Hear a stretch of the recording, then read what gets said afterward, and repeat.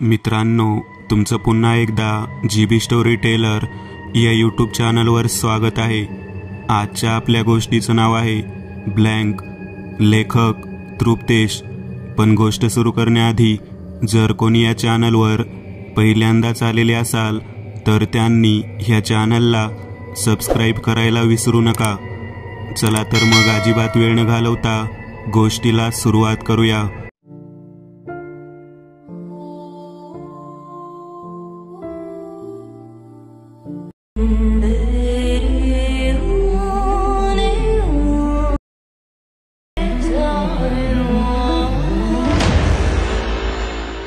अगदी गोंधळलेल्या अवस्थेत दिलीप आरशासमोर उभा होता। विशेष म्हणजे ही खोली, हे घर सारेच अपरिचित होते, अनोळखी दिसत होते। त्याला स्वतःचे नाव तेवढे आठवत होते, आई वडील, शाळा, मित्र कोणीही आठवत नव्हते। जणू कागदावर पेन्सिलने लिहिले असता कोणीतरी खोडरबरच्या साह्याने सारे खोडून काढावे आणि फक्त एकच शब्द कागदावर ठेवावा, अशी त्याची अवस्था झाली होती। अगदी स्वतःचाही चेहरा त्याला नवीन वाटत होता। मग तो आरशापासून दूर झाला, घरभर भटकला। खिडकीतून पाहिल्यावर समजले की ही खोली नक्कीच 10व्या किंवा त्यापेक्षा जास्त उंच मजल्यावर असावी। बिल्डिंग रस्त्याला लागून होती, रस्त्यावर वाहनांची वर्दळ दिसत होती। मग किचनमध्ये आला। आत बरेच अस्वच्छ भांडे वगैरे पडलेले दिसत होते, जणू सकाळीच त्याने ते स्वयंपाक केला असावा। पोटभर जेवून भांडे न धुताच तो झोपी गेला असावा। त्याने एक हात गालावर ठेवला आणि विचारात पडला, असे काय झाले की त्याची स्मृती अचानक हरवली। त्याच्या आठवणी, तो नेमका कोण आहे, काहीही त्याला आठवत नव्हते। पण का? मग टेबलावर पडलेला मोबाईल उचलला, तो लॉक होता। काहीच आठवत नाही म्हटल्यावर पासवर्ड कसा आठवणार? त्याने तो पुन्हा ठेवून दिला। पण त्यात वेळ पाहिल्यावर समजले की संध्याकाळचे 6 वाजले होते। दुपारी झोपलेला असताना पलंगावरून खाली पडलो होतो का, की त्यामुळे डोक्याला मार लागून? छे, त्याने तो निरर्थक विचार झटकून टाकला। मग तो पुन्हा घरभर हिंडला, पण त्याच्या ओळखीचे म्हणजे त्याच्याविषयी माहिती मिळेल असे काहीही सामान त्याला मिळाले नाही। वैतागून त्याने अंगावर तिथेच पडलेला जरा चुरगळलेला केशरी रंगाचा शर्ट अंगात टाकला। ठीकठाक असलेली पॅन्ट घालून त्याने दरवाजा उघडला व बाहेर आला। शेजारच्या खोल्या बंदच होत्या। तो पायऱ्या उतरू लागला। साधारण 2 मजले खाली उतरला असेल तसा पायऱ्या चढणारा एक माणूस त्याला दिसला। हाय, तो म्हणाला। त्याला स्वतःचाच आवाज अनोळखी वाटत होता। तो माणूस थांबला। मध्यम वयीन, टक्कल पडलेले, जाड भिंगाचा चष्मा, हातात बॅग, पांढरा कडक इस्त्री केलेला शर्ट, काळी पॅन्ट असा त्याचा अवतार होता। त्याच्याही चेहऱ्यावर अनोळखी भाव दिसत होते। काय? जरा वैतागून तो म्हणाला, तुम्ही मला ओळखता का? त्या माणसाने पुन्हा एकदा त्याला नखशिंकात निहाळले। चेहरा वेडावाकडा करत म्हणाला, नाही बुवा, कधी बघितलेले आठवत नाही। मला आठवत नाहीये की मी नेमका आहे तरी कोण। म्हणजे मला माझे नाव आठवते की माझे नाव दिलीप, बाकी सगळे ब्लँक। त्या माणसाने एकदा त्याच्याकडे बघितले, मग आसपास बघितले। एकदा एक जण असाच याच्याच वयाचा त्याला म्हणत होता की, मला ओळखले का? मी तुम्हाला 500 रुपये दिले होते, तुम्ही अडचणीत होता। याने नकार दिला, पण तो म्हणे मी दिलेच होते। भांडणे सुरू झाली। मग नंतर तो स्वतःच म्हणाला की आम्ही प्रँक शूट करतोय। हा असला अनुभव आल्याने त्याने आसपास नीट बघितले, कोणी शूटिंग तर करत नाहीये ना। मग त्याने एक वेळ त्याच्या चेहऱ्याकडे पाहिले। त्रासलेला, गोंधळलेला चेहरा पाहून हा असे काही करेल असे वाटत नव्हते। बरं, एक काम कर, पोलिसात जा, त्याने सल्ला दिला। काका, पण मी त्यांना काय सांगू? जे मला सांगितलेस तेच सांग। दिलीपने स्वतःच्या केसातून हात फिरवला। आता श्वासांची गती वाढली होती। तो मटकन पायऱ्यांवर बसला। त्या माणसाने घाईघाई स्वतःच्या बॅगेतून पाण्याची बाटली काढली व दिलीपला दिली। तो घटाघटा पाणी प्यायला। नेमके काय झाले, म्हणजे हे केव्हा सुरू झाले? त्या माणसाने विचारले। मग त्याने मगाचा सारा प्रकार सांगितला। मला तुझा फ्लॅट दाखवशील? हो हो. मग तो पायऱ्या चढू लागला. अखेर दोघे त्याच्या रूमवर आले. रूमला कुलूप होते. कुलूप तर मी लावलेच नव्हते. तो पुटपुटला, हा तर लोखंडे साहेबांचा. तो माणूस मोठे डोळे करून कुलपाकडे बघत म्हणाला, कोण आहेस तू? अरे हा फ्लॅट साऱ्या बिल्डिंगमध्ये बदनाम आहे. इथून म्हणे रात्री चित्रविचित्र आवाज येतात. एक दोनदा बाहेर शहरात राहणाऱ्या लोखंडे साहेबांनी यात भाडे करू टाकले, पण 2 दिवसही कोणी ते थांबले नाही. तो माणूस चांगलाच घाबरलेला दिसत होता. लगेचच अक्षरशः पळतच पायऱ्या उतरून तो तिथून निघून गेला. आता मात्र त्याच्या मनातला गोंधळ कमी होण्याऐवजी आणखीन वाढला. एक माणूस भेटतो, त्याला तो सगळं सांगतो. फ्लॅट दाखवला तर त्याला कुलूप आणि झपाटलेला फ्लॅट असल्याचे समजते. सारेच भयंकर. पण अजूनही एक प्रश्न अनुत्तरित होता, तो आहे तरी कोण? झपाटलेल्या खोलीतून बाहेर पडलोय म्हणजे मी भूत तर नाहीये ना? तो स्वतःशी म्हणाला. असेही असेल. आजवर कदाचित मी लोकांना घाबरवत असेल. इथे येण्याचे कुणी धाडस केले असावे. त्याच्या शरीराला जास्त इजा न पोहोचवता मी त्याचा जीव घेतला असेल व त्याच्या शरीरात शिरलो असेन. मग त्याला स्वतःलाच वाटले, किती निरर्थक विचार करतोय मी. जर मला माझ्याविषयी समजले नाही तर मी नक्कीच वेडा. छे छे. मग त्याच्या मनात आणखी एक विचार आला, मला राहायला घर नसणार म्हणून मीच इथल्या लोकांना भूत बनवून घाबरवत असणार आणि कुणाच्या नकळत त्या फ्लॅटमध्ये राहत असणार, कोणतेही भाडे न देता, फुकट. पण काहीतरी झाले असणार आणि त्याची सारी मेमरी डिलीट झाली असणार. पण मग घराला बाहेरून कुलूप, ते कोणी लावले? मग तो पुन्हा पायऱ्या उतरू लागला. एकदाचा तो बिल्डिंगच्या बाहेर पडला. सायकलवर क्लासवरून येणारी मुले परतत होती. काही लोक गप्पा मारत चालताना दिसत होते. त्याने आसपास बघितले. समोरच बाकावर काही वृद्ध गप्पा मारत होते. गेटजवळ एक माणूस खुर्ची टाकून बसलेला होता. हा नक्कीच इथला सिक्युरिटी गार्ड असावा. मग तो त्याच्या जवळ गेला. तसा त्याच्याकडे बघत तो म्हणाला, काय रे, कोण पाहिजे? तू मला ओळखतोस? त्याने नकारार्थी मान हलवली. निराश होऊन तो पुढे चालू लागला. रस्त्यावरून वेगाने धावणारी वाहने पाहून न जाणो का त्याला कसे तरीच वाटले. पोटात ढवळून आले. असे का झाले असावे हे त्यालाही समजले नाही. खरंच पोलिसात जावे का? त्याच्या मनात विचार आला. अजूनही तो चालतच होता. मनात विचार सुरू होते, पोलिसांकडे जावे की नाही हा निर्णयही मन करू शकत नव्हते. चालता चालता तो अगदीच सुनसान रस्त्यावर येऊन पोहोचला होता. रस्त्याच्या दोन्ही बाजूला झाडे होती. जवळपास अंधार पडला होता. रस्त्याच्या मध्यभागातून एक जण चालत होता.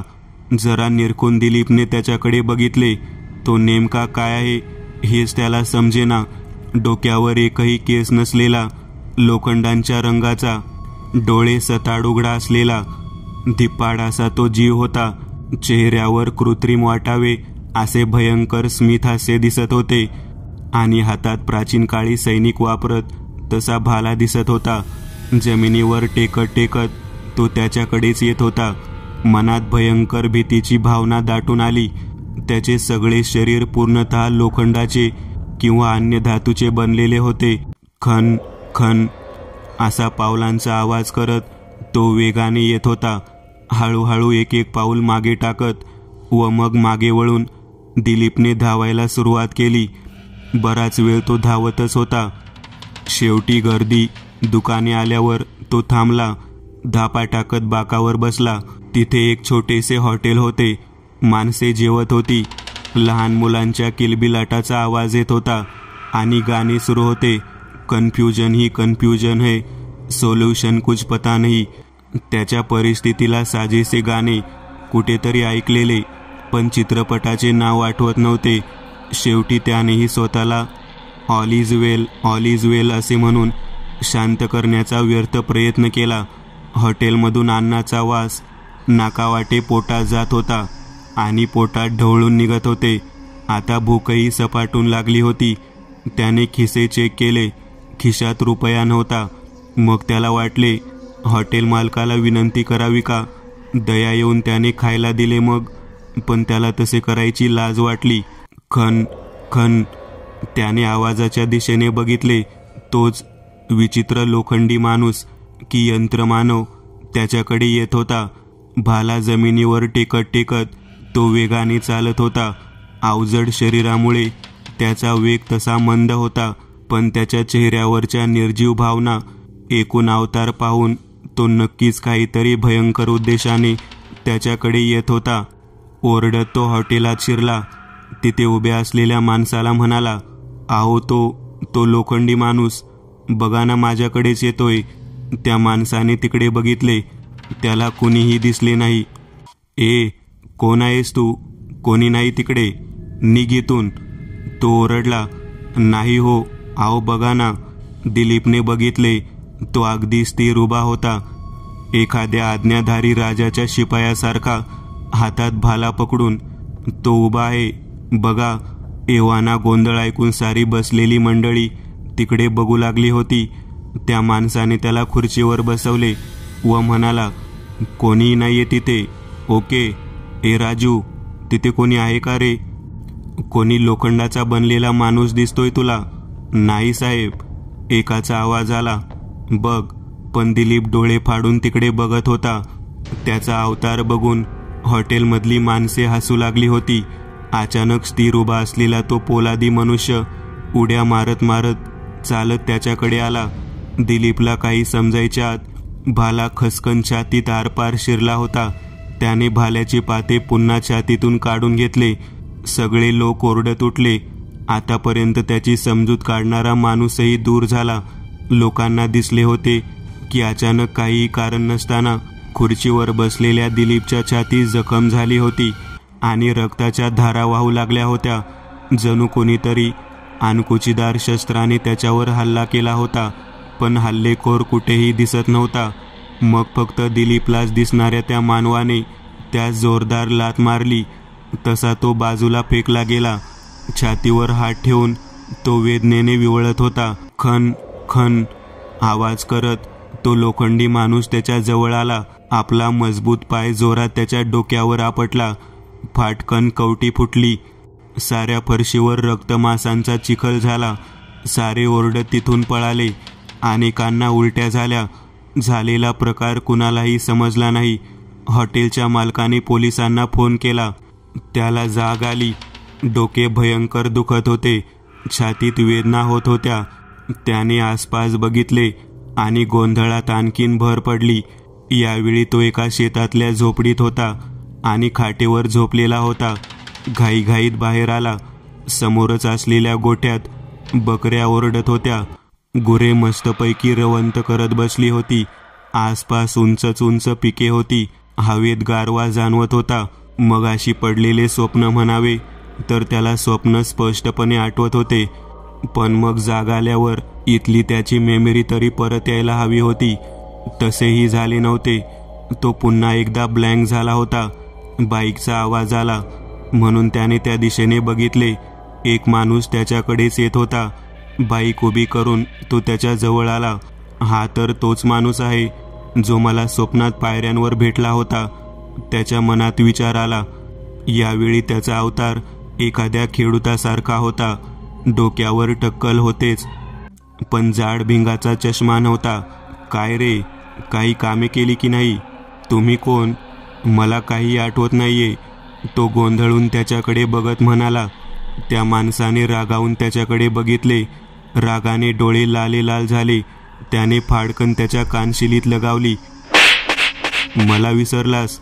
अरे, काम मिळत नाही म्हणून भटकत होतास तेव्हा मीच तुला शेतात गडी म्हणून ठेवून घेतले. 6 महिन्यांपासून काम करतोय, पगार घेतोयस आणि मलाच विचारतोयस तुम्ही कोण? काय दारू वगैरे घ्यायला सुरुवात केली की काय? माझे नाव काय आहे?" त्याने त्या माणसाला विचारले. तो माणूस आता भलता चिडला होता. तो आसपास पाहू लागला. जमिनीवर पडलेली काठी उचलून तावातावाने म्हणाला, "आता नावही विसरलास?" त्याने काठी उगारली होती. घाईघाईत मागे सरकत तो म्हणाला, माफ करा. मला सगळे आठवले. मारू नका. हां, आता ऐक."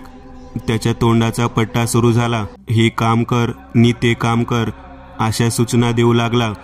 काही समजत नसताना तो फक्त मान हलवत उभा होता. बडबड केल्यावर जसा तो आला होता तसाच निघून गेला.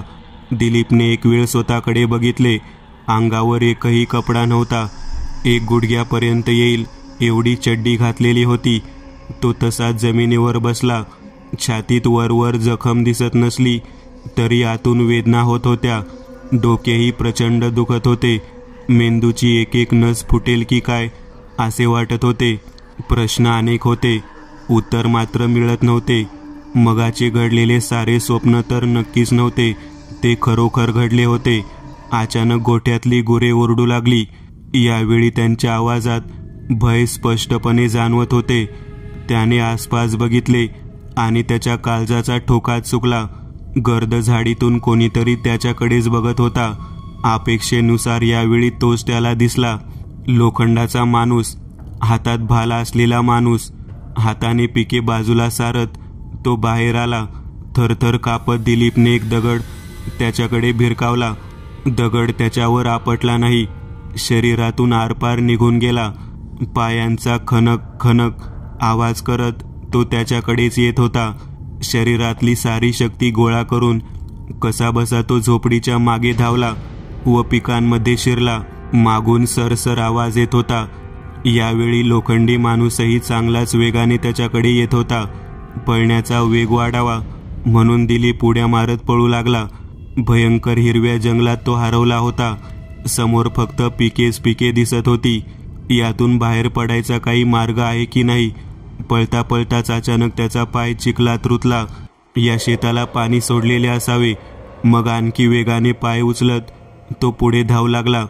तसा त्याच्या मनात विचार आला, या चिखलातून तर लोखंडी माणूस माझ्याकडे येऊच शकत नाही, कारण त्याच्या प्रचंड वजनामुळे तो जमिनीत फसून अडकून पडेल.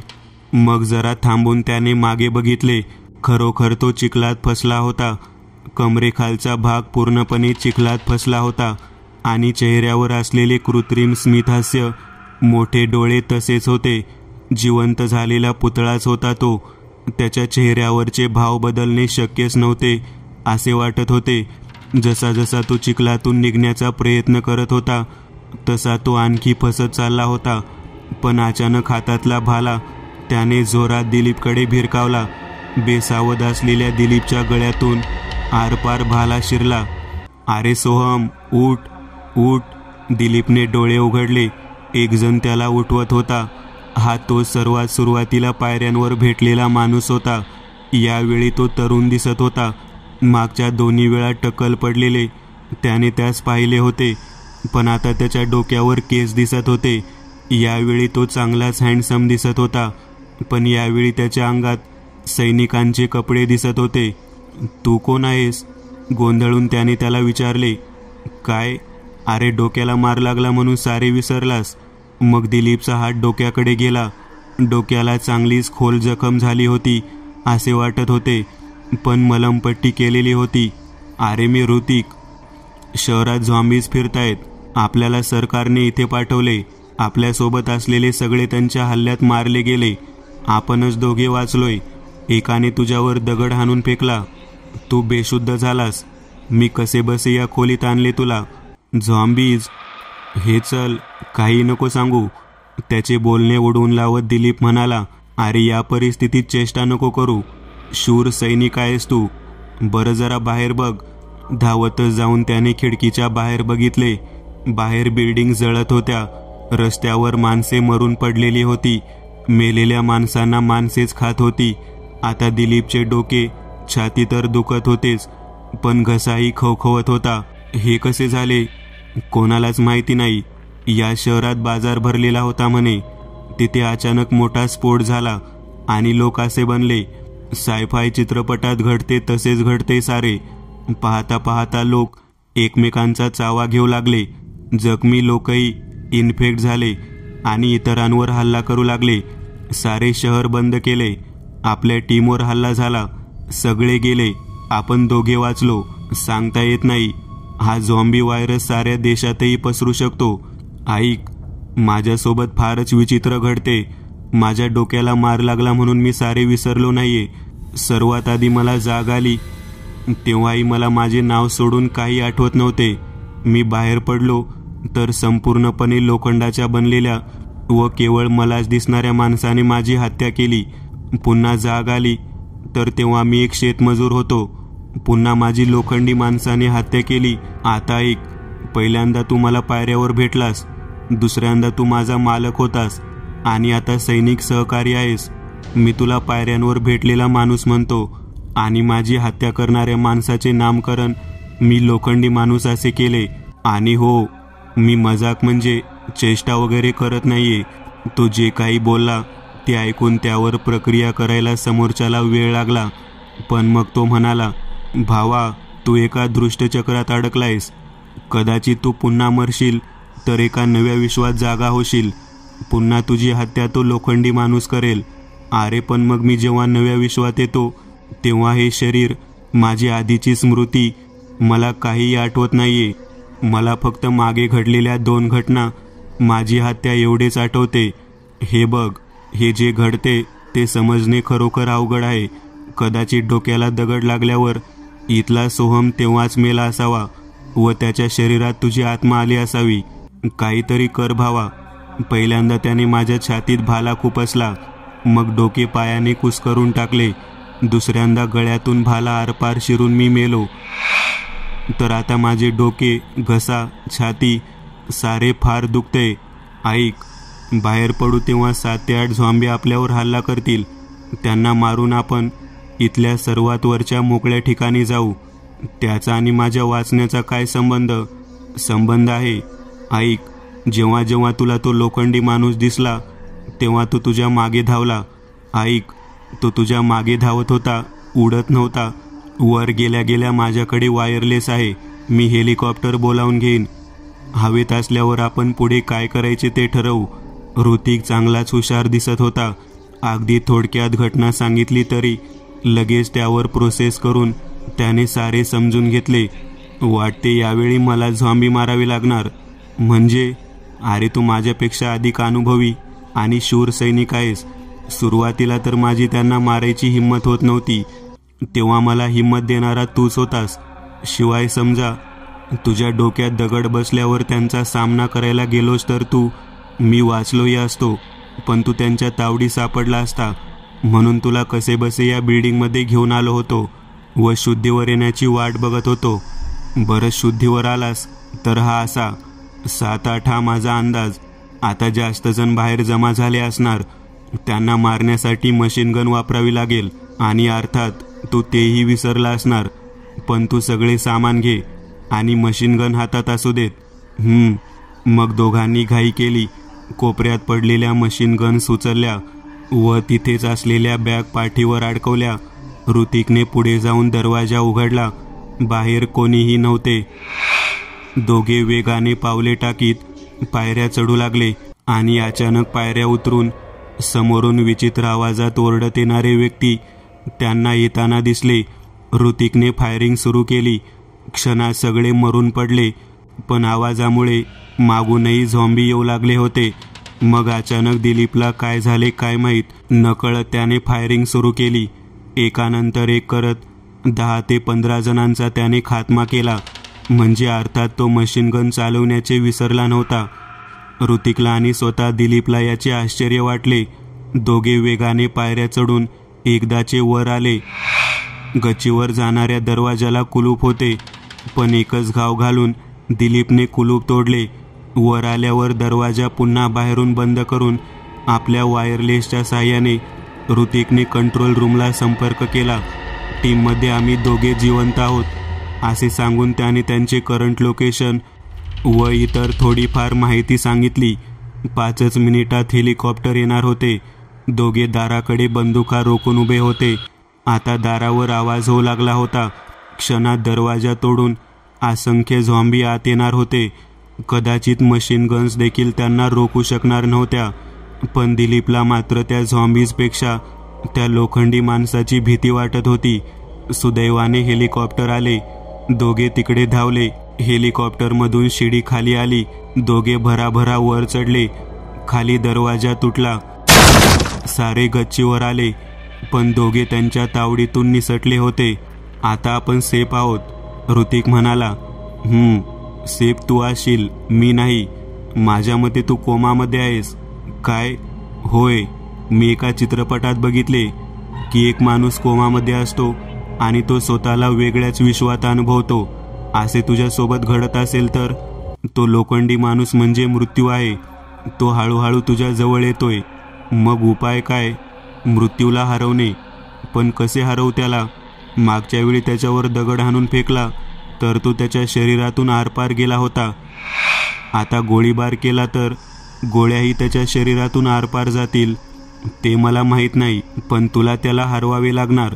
लक्षात घे, तू या विश्वात आलास, विशेषतः या शरीरात आलास. हे तुझे नशीबच म्हणावे लागेल, कारण नाही म्हटले तरी या शरीराच्या मेंदूच्या कोपऱ्यात अजूनही मशीन गन चालविण्याचे कसब सेव होते. म्हणजे मला असे म्हणायचे की तू एका सैनिकाच्या शरीरात आहेस, म्हणून त्याचे लढण्याचे स्किलही तुझ्यात आहे. या मजबूत शरीराच्या साहाय्याने तू त्याचा पराभव नक्कीच करू शकशील. बरं, त्याचा मी अंत केला, मग पुढे काय? मला या जगात कायमचे फसून राहावे लागेल. अशा जगात जिथे मला सर्व ओळखतात पण मी कुणाला ओळखत नाही. ते सारे नंतर बघता येईल. या दृष्टचक्राला काही करून भेदावे तर लागणार आहेस बघ तुला. सर, हेलिकॉप्टरमध्ये बिघाड झालाय. ऋतिक, ड्रायव्हरला सांग की काही झाले तरी हेलिकॉप्टर जमिनीवर उतरायला नको म्हणून. हां, ड्रायव्हर नाही, पायलट म्हणतात त्याला. मूर्खा जे असेल ते. पण नाही सर, हे शक्य नाही. हेलिकॉप्टर लँड करावीच लागणार. पायलट म्हणाला. पाहता पाहता हेलिकॉप्टर लँड झाले. आसपास जंगल दिसत होते.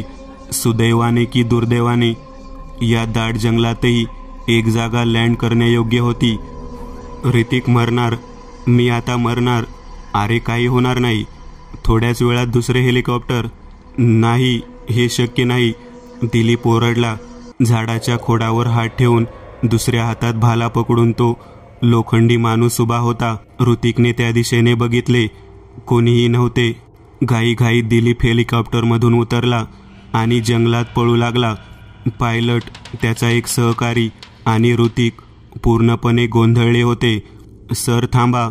सोहम थांब, तुला काही होणार नाही. मागून आवाज येत होते, पण दिलीप थांबणार नव्हता.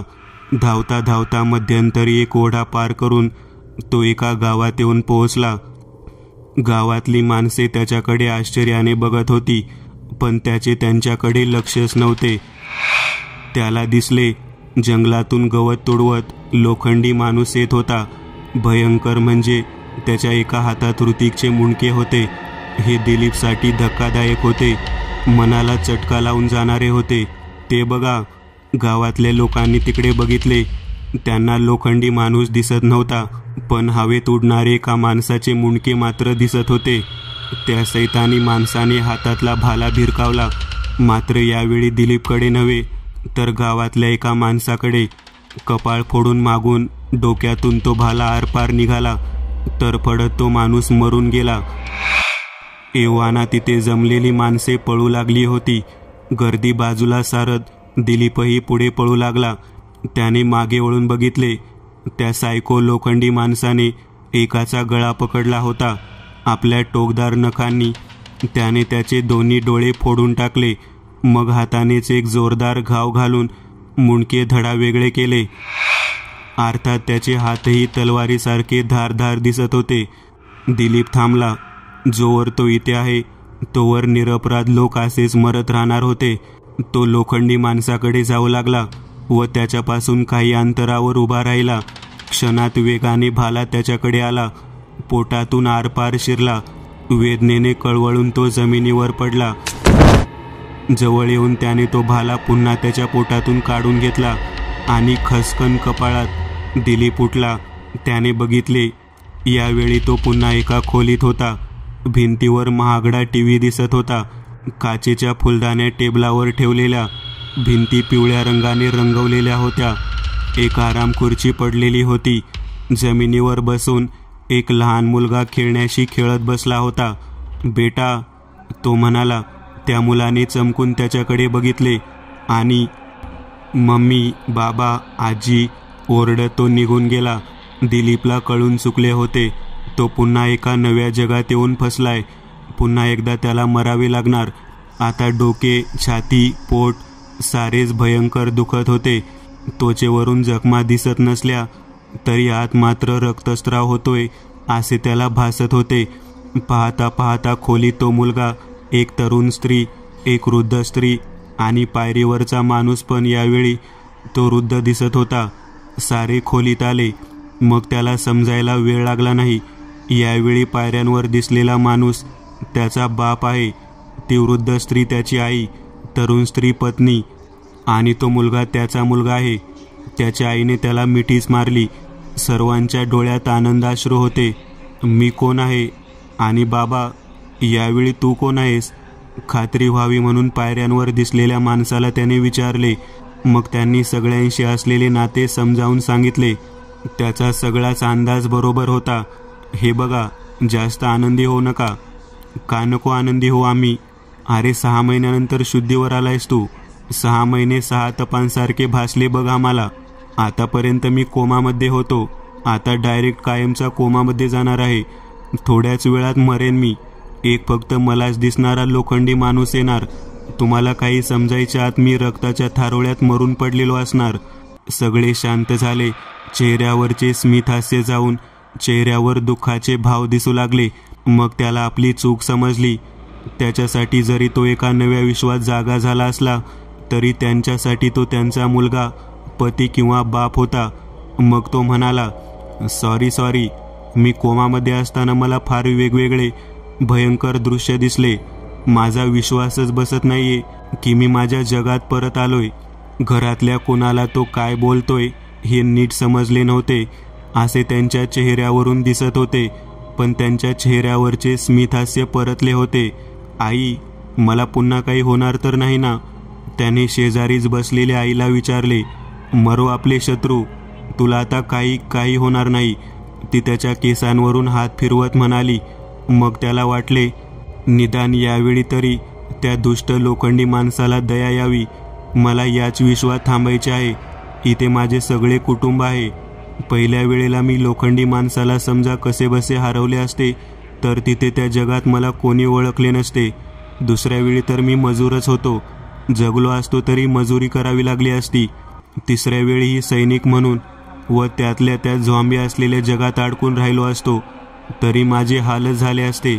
इथे मात्र सगळ्या सोयी सुविधा दिसतायत. शिवाय कोमामध्ये होतो म्हणून सगळे विसरलो हे कारणही या जगातल्या इतरांना सांगण्यासाठी आहेच. छे, आता काही झाले तरी इथेच थांबायचे. तो पलंगावरून उठला. जरा चालायला तकलीफ होत होती. हे शरीर तर फारच कमजोर वाटते. मी लोखंडी माणसाचा मुकाबला कसा करणार? बेटा, अरे आराम कर, डॉक्टरांना फोन केलाय मी. पायऱ्यांवरचा माणूस जो आता त्याचा बाप होता तो त्याला म्हणाला.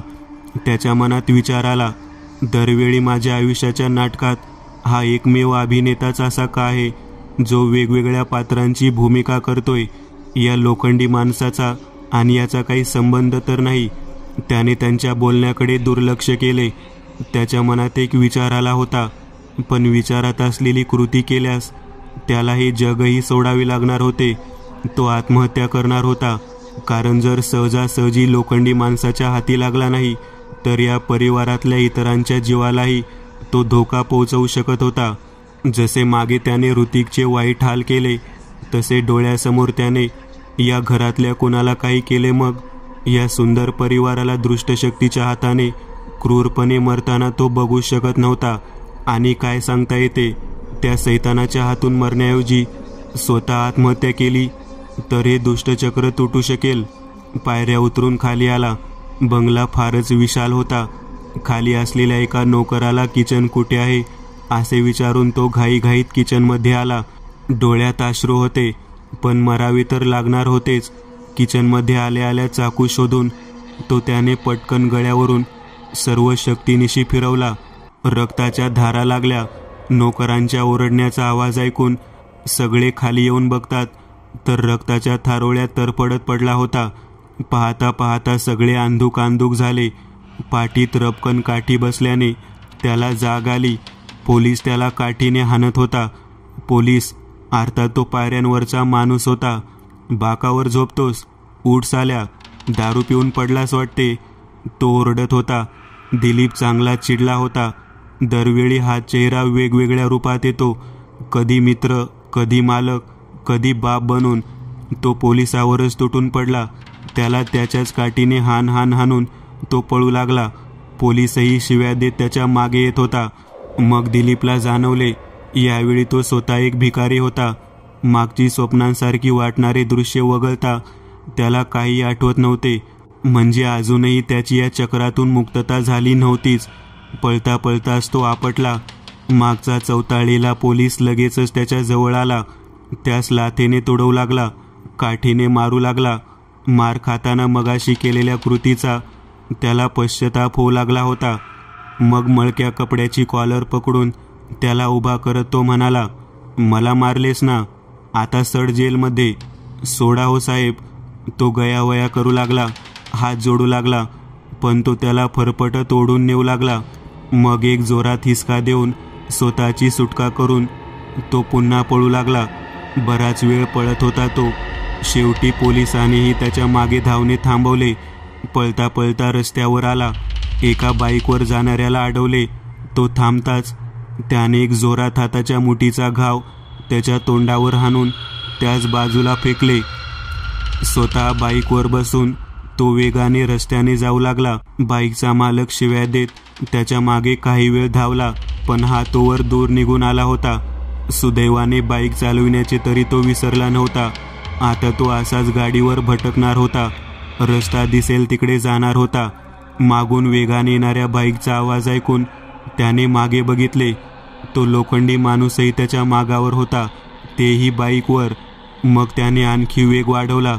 शहर मागे पडून ते आता डोंगराळ भागात आले होते. संपूर्ण शरीरात होणाऱ्या वेदना सांभाळून पुन्हा बाईक चालविण्यावर लक्ष केंद्रित करणे काही सोपे काम नव्हते. हा पाठलाग बराच वेळ चालला. शेवटी अचानक गाडी बंद पडली. त्यामुळे दिलीपला थांबावेच लागले. तो बाईकवरून उतरला. मागे लोखंडी माणूसही उतरला होता. कोण आहेस तू? का मारतोय मला? अरे मारायचे तर मला मार.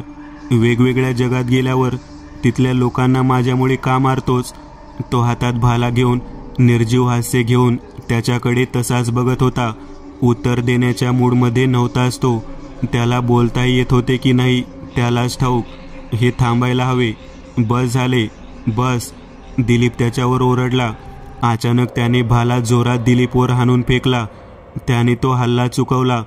जमिनीवर पडलेला भाला आता दिलीपने उचलून घेतला होता. मग त्या भाल्यानेच धावत जाऊन त्याने त्याच्या छातीवर हल्ला केला, पण त्याच्या पोलादी शरीराला काहीही फरक पडला नाही.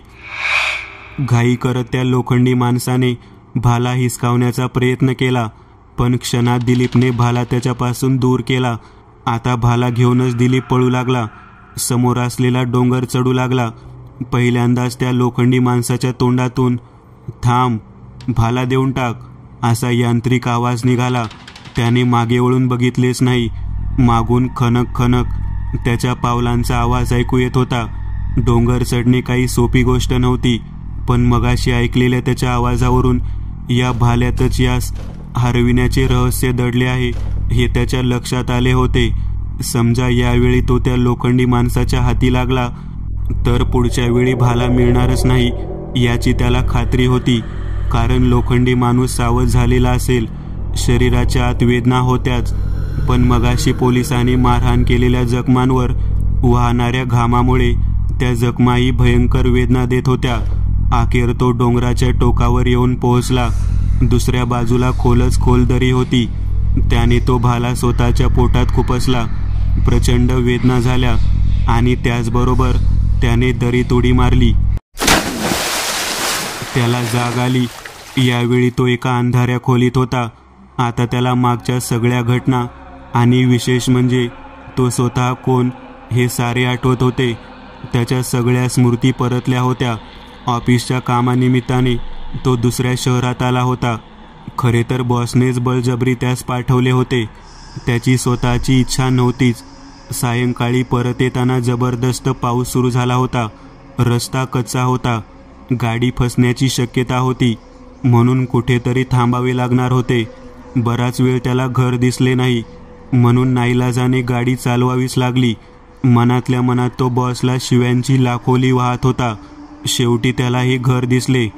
गाडी नीट रस्त्याच्या कडेला उभी करून तो घराकडे आला खरा, पण दरवाजाला कुलूप होते. प्रवासाने फारच वैतागलेला असल्याने काहीही विचार न करता कुलूप तोडून तो आत आला. आत फक्त एक लाकडी पलंग आणि धूळ खात पडलेली खुर्ची होती. घराच्या पांढऱ्या भिंतीवर हातात भाला घेऊन उभा असलेल्या विचित्र यंत्रमानवाचे सुबक चित्र रेखाटलेले दिसत होते. पलंगावर अंग टाकून त्या चित्राकडे बघता बघताच त्याला झोप लागली आणि पुढच्या घटना घडल्या.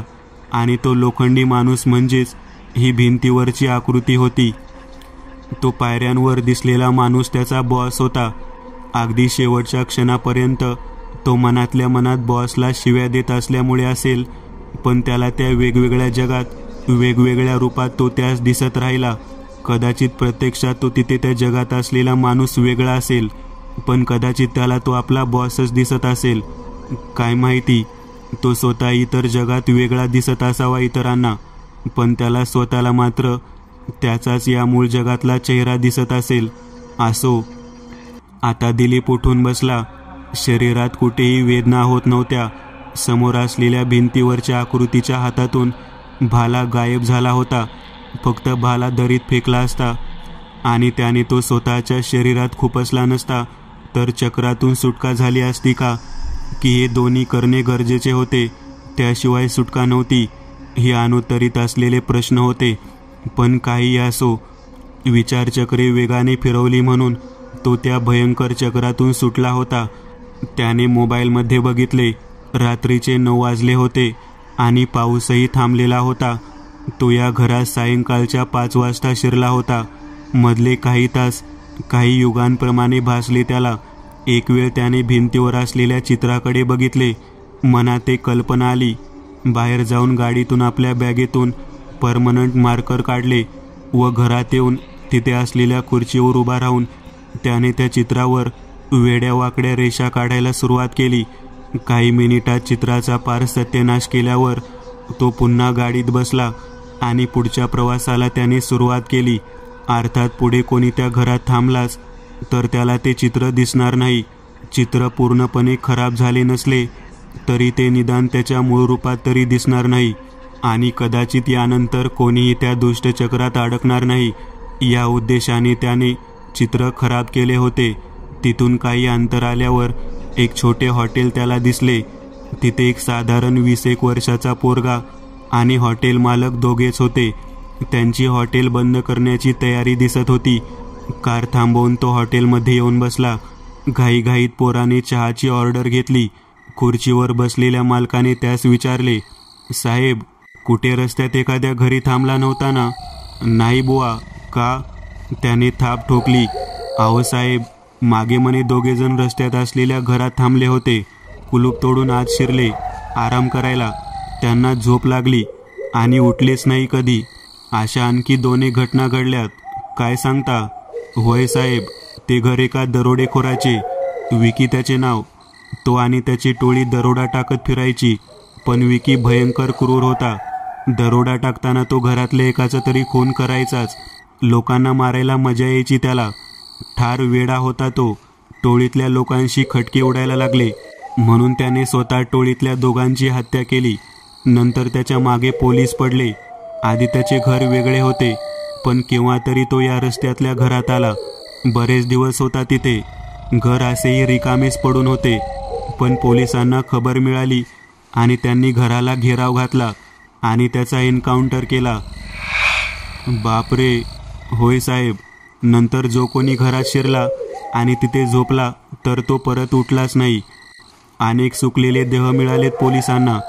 उपासमार होऊन मेले सगळे. अहो, एक रात्रभर उपाशी झोपल्याने कोणी मरते काय?